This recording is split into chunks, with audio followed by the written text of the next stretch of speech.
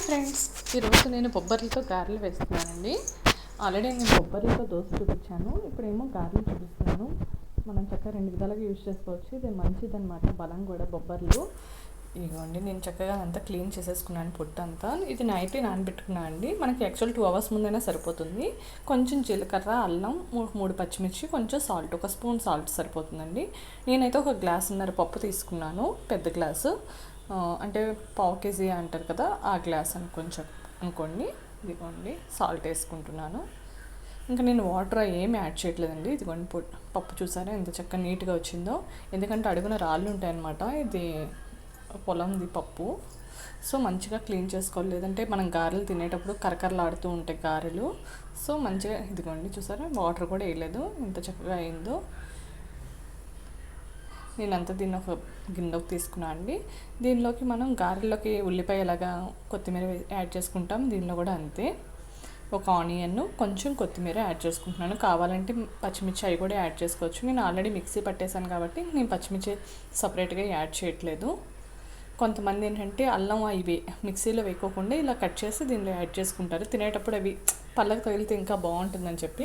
కానీ పిల్లలు ఉన్నారు కదా, పిల్లలు ఇష్టంగా తింటారో తినరా అని చెప్పి నేను అలా మిక్సీ పట్టేశాను. అలా చేసుకున్నా బాగానే ఉంటుందండి. ఇవన్నీ కొత్తిమీర ఇవి వేసేసాను. కొంచెం తినే సోడా వేస్తే కనుక ఇంకా మంచిగా వస్తాయండి. నేనైతే తినే సోడా ఏం యాడ్ చేయట్లేదు. కొంతమంది గారెలకి వాటికి కొంచెం తినే సోడా వేస్తారు, నేనైతే ఏం యాడ్ చేయట్లేదు. ఓకేనా.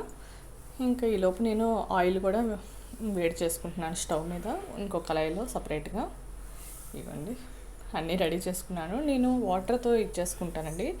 కొంతమందికి ఒక్కొక్కరికి ఒక అలవాటు, పాల కవరు అలాగా. నేను మామూలు పాలిథిన్ కవర్ ఉంటుంది కదా, దాని మీద యూజ్ చేస్తున్నాను.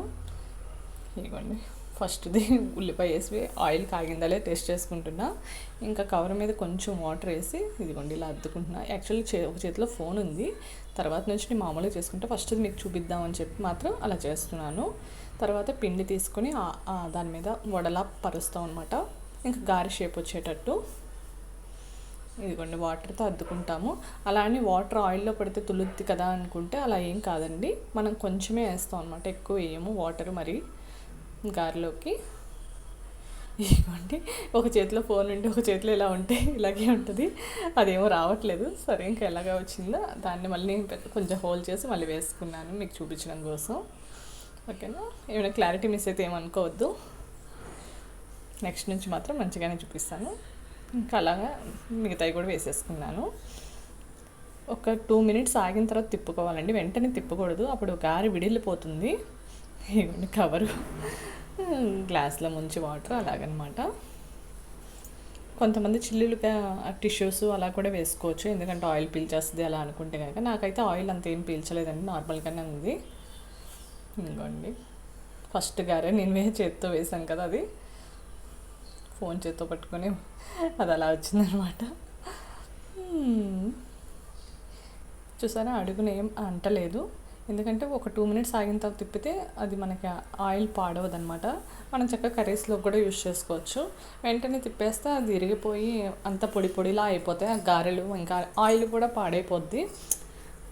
ఓకేనా. ఇది మంచిది కూడా అండి బొబ్బర్లో అప్పుడప్పుడు తింటే.